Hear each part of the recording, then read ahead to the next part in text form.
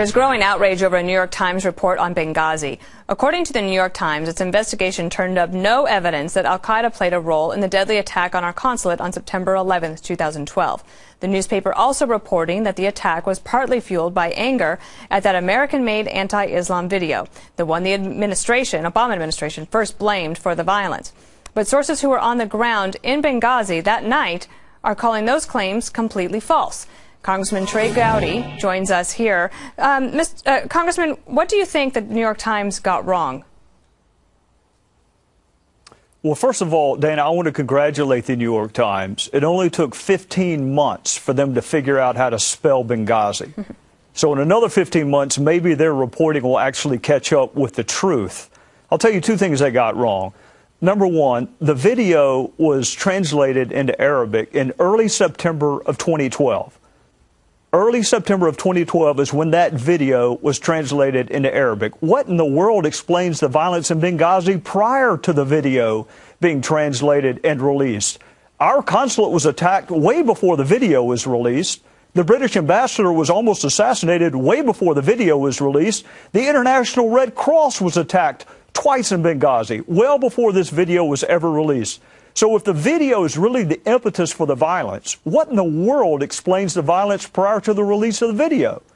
Secondarily, with respect to al-Qaeda, whether it was al-Qaeda or a subsidiary or a holding company or a limited partnership, to quote Hillary Clinton, what difference does it make? Who cares whether or not it was al-Qaeda proper or a subsidiary? 4 Americans are dead, and it wasn't a spontaneous reaction to a video. It was planned. Yesterday on Fox News Sunday, both Congressman Mike Rogers and Congressman Adam Schiff, a Republican and a Democrat, both said that they thought that the New York Times reporting was wrong, that based on their investigation, and these are the chairman and the ranking chair of the Intel Committee, I have to imagine they have access to some information, they think the New York Times is wrong. So who should the American people believe in all of this? Well, I'll tell you who they should believe. They should believe Mike Rogers, who's a former FBI agent, and Adam Schiff, who happens to be in a different party, but I respect him greatly. He's a former federal prosecutor.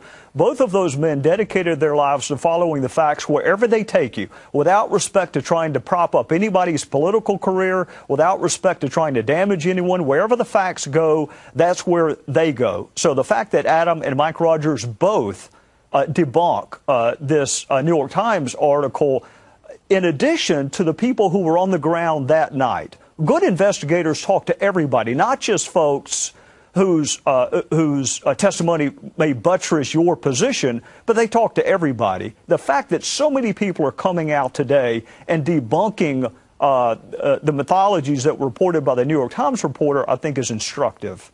Does the report tell us does his reporting, David Kirkpatrick of the New York Times, and also the reporting that the committees have done on the Hill, does it tell us that maybe we had some intelligence failures of our own that we need to address so that we can make sure that our embassies are protected?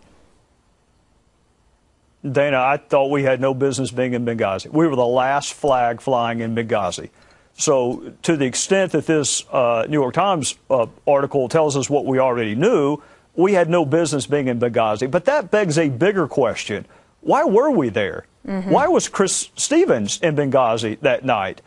And I've read this New York Times article, Dana, 6 times. I want you to read it 6 times and tell me if you can tell who the Secretary of State was when Benghazi happened.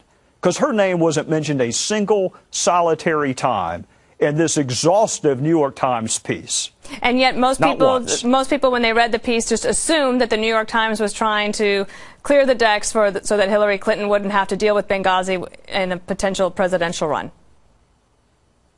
Oh, heavens, no. That couldn't possibly have been their motivation. Would it be to support a Democrat who's running for the White House?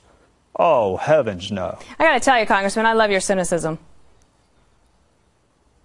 And I mean that in all sincerity. And the fact that the fact that the editor of the New York Times had to explain today that they haven't yet endorsed anyone for 2016, all you have to do is read the paper, and you can tell who they've endorsed and what political ideology they've endorsed. But again, I congratulate them on figuring out that Benghazi happened and that it's a really big deal. All right, well, we're going to stay on this story. Congressman, thank you so much.